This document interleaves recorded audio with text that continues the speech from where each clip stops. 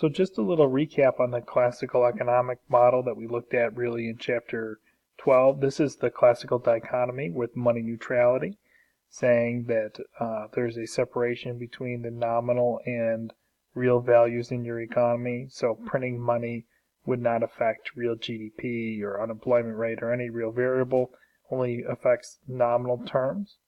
So this, most economists believe, is still true, but it's only true in the long term or long run.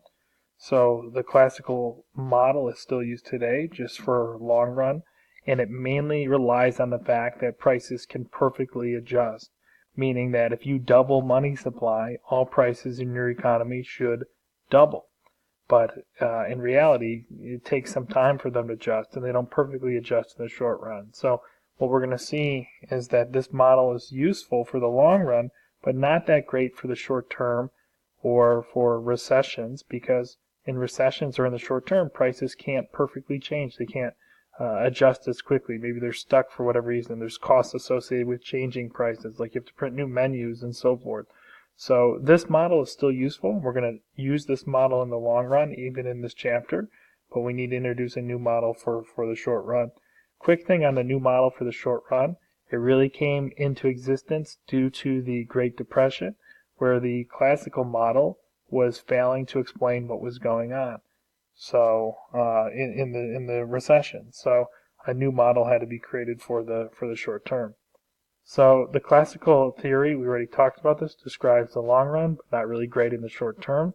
In the short term, here's our new model that we're going to look at, and we're going to have a diagram for this.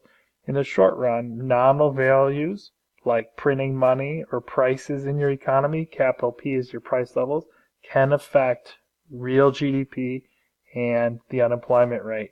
So what we're saying is that the classical theory does not hold in the short run, meaning printing money specifically in the short term or changes in price levels in the short term can affect real GDP, unemployment rate. So to show this theory now, we have to create a new model, and it's going to be a model of aggregate demand and aggregate supply.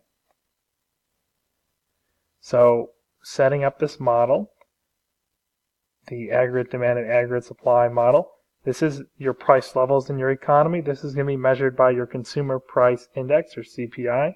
As price levels increase, that'd be like there's more and more inflation. Price levels, for example, in 2018 are higher than price levels in 1950. So price levels in your economy on this axis. Over here, Y is your GDP. So we already had this before. Y equals consumption plus investment plus government plus net exports. This is your real production, your economy, on the x-axis over here. And just setting up this model. Aggregate demand. Aggregate demand is going to be the demand for every single item in your economy. It's the demand for everything. So we're going to go through, what creates aggregate demand and why the curve looks the way that it does. Why is it a typical downward sloping demand curve? But this is everything. If you have an aggregate, everything's in there. So this is the demand, not just for like cars, but every single good and service in the economy. And then this is going to be the short run curve.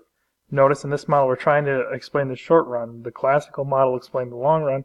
We're trying to show the short run curve, and this is the short run supply of goods and services in your economy. And we're going to see that in the short run the supply curve is upward sloping, just like a typical supply curve. But this is telling you that as the overall price levels rise in the economy, in the short run, sellers want to make more goods and services. So we're setting up the basic model, and then this is your price levels in your economy. And in the short run, just like any kind of supply and demand model, price levels are determined by supply and demand interacting together.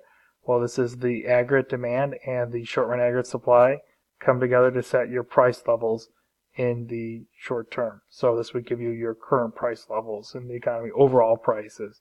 And then over here would be your production of everything. So your price levels determined by the CPI, and then the output of your economy in the short run. So this model looks just like a demand and supply model from chapter 4, but instead of being something specific like the demand and supply of apples, a single item, this is aggregate. It's the demand and supply of everything in the economy in the short run. So we're going to use this model specifically to explain a recession.